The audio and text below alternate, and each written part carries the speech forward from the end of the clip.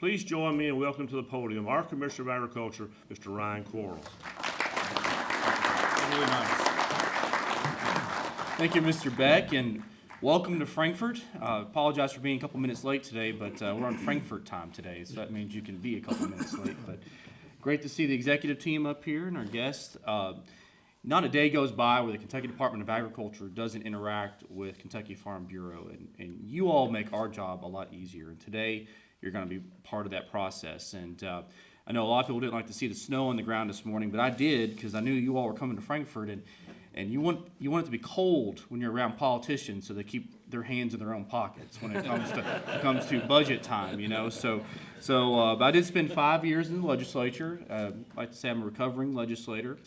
And it's such an interesting time to be in Frankfort and Washington. I know you all had a big crowd in Washington, D.C. just last week, and that's really good to show your face, get to know your legislator in a personal way. And that time couldn't be more critical than right now.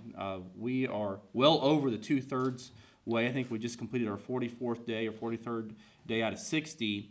And what Mr. Beck alluded to is so true, is that the vast majority of the work that gets done in the legislature happens at the very tail end of session. And so the budget has been passed out of the House. It's over in the Senate now, and vice versa with the pension. And so there's a lot of moving parts going on right now. You couldn't pick a better time to be up here to meet and interact with your legislators. And there's a few things I just wanted to talk with you about very quickly.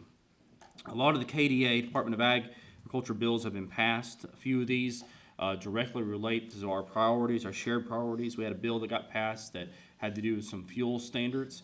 We had another one that had to do with certificates of free sale, which as we ramp up to try to export more, we need those certification processes for our exporters. We also had a bill that has to do with food waste in Kentucky we're working on.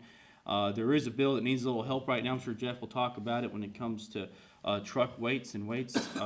Chairman Heath out of Western Kentucky has an excellent bill that's pro-agriculture that needs a little help. I'm sure he'll talk about that. But of course, the big issue this year is the budget. Basically, it's a $21 billion policy proposal that 138 individuals will present to the governor. The governor does have the option to line item that if he wants to, rebut it by veto overrides if needed. But the problem here is that it's not about how much money that's coming into the state right now. That will be addressed in tax reform. Hopefully that gets addressed sooner rather than later. But there's drivers within the budget that are causing compression on how much money can go where. Number one is increased cost of Medicaid. 1 in 4 Kentuckians are on Medicaid. That's a driver that just puts more pressure on the rest of the budget. We also have increased corrections costs, and that's something that's gotten a lot of limelight recently. If no changes are made, the cost of corrections will go up by about $600 million over the next couple of years. We're actually going to run out of cell space by May of 2019 if nothing is done as well. And of course, there's the pension crisis, something that's been lingering for a very long time. There are some proposals out there that are being debated right now, but until our legislators are able to put a handle on these drivers, it's going to put a lot of pressure on other areas. And Kentucky is an education state. Well over half of our budget goes to education in Kentucky. And so when you look at what's left, the crumbs that are left in the budget, that's where agencies like mine and the laundry list of other agencies that you know about in state government get funded. And so it's hard for us to position ourselves when you have these major drivers that are a lot bigger than us driving the budget right now. And of course, when it comes to my budget, we just implemented our 5th budget cut in 24 months. We are proposed to take another 6.25% the next fiscal year and another 6.25% after that fiscal year. But we're doing our best at Department of Agriculture to address that, and we're not complaining about it either. And I'll just give you one example of shared sacrifice. Department of Ag, as you all know, we have a lot of inspection responsibility. We have a lot of equipment, specialized equipment. One of these pieces of equipment is what's called a prover trailer that goes out and calibrates and makes sure that when an LP, liquid petroleum station, is dispensing LP gas, that it's actually calibrated correctly. Specialized piece of equipment. And we found one that had been sitting outside, rotting away for about 15 years. And instead of buying a new one, our merit employees came to me and said, "Do you mind if we fix it up?" And I said, "Well, of course. We're farm people. We know how to get the duct tape out." And so instead of buying a new trailer, we spent a little bit of money, preventative maintenance, shined it up, got the grinder out, put a new coat of paint on it, and we saved $52,000 just by fixing this one trailer. And that kind of shows you that our entire staff, merit, non-merit, executive team is on board when it comes to freeing up money that can be spent elsewhere to solve the big issues in Kentucky as well.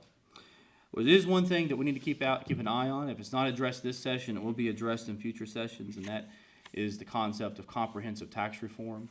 Kentucky needs this. Our tax code is based off a 1950s, 1960s economy that was primarily manufacturing and agriculture at the time. There's a lot of businesses that are located right here that are simply not addressed in the tax code, and so there will be changes on the horizon. We need to make sure that we band together, that we have a solid voice, and it's part of your all's policy plan as well, to make sure that we stand up for agriculture. Each year, fewer and fewer and fewer people in the legislature get elected who have a working or on-farm knowledge of what it's like to be out in the fields and working in production agriculture. And that means we got to be a little bit more active with our advocacy. Obviously, we need to make sure we stand up for our policy when it comes to property tax, as well as make sure that our legislators understand the significance of having sales tax exemptions on farm inputs. In fact, if anything, that category may need to be expanded a little bit. Make sure we don't unintentionally disadvantage ourselves compared to surrounding states. We also need to make sure that with our gasoline and fuel taxes that we protect the amount of money that goes into the rural road fund as well, because we need to make sure that we have the funds available to market our products from farm to market as well. And then finally, we need to make sure that we have a robust conversation about the credits that I know that some of you all are implementing as well. And that's something that your legislative team, Mr. Harper, can talk about, but it wouldn't be a bad idea to mention those priorities today to your legislators as well. And finally, it just means a lot to me personally. You make the trip to Frankfort as a former legislator. It always meant a lot more to me when I had a constituent in my office that lived in my district. And this isn't just a one-day deal. It's great to talk about the bills today, but over the summer months, if you want to invite that legislator out to your farm or agribusiness, share a cup of coffee, do that. Let them know, especially if they're a new legislator. I think 1/4 of the members of the House are brand new. They're still freshmen. And so get them out to your farms, educate them a little bit, because if you don't speak up, sometimes you get left out. And if you're not at the table, sometimes you're on the menu. So make sure you make your voices heard today. And thank you for having me today. Thank you.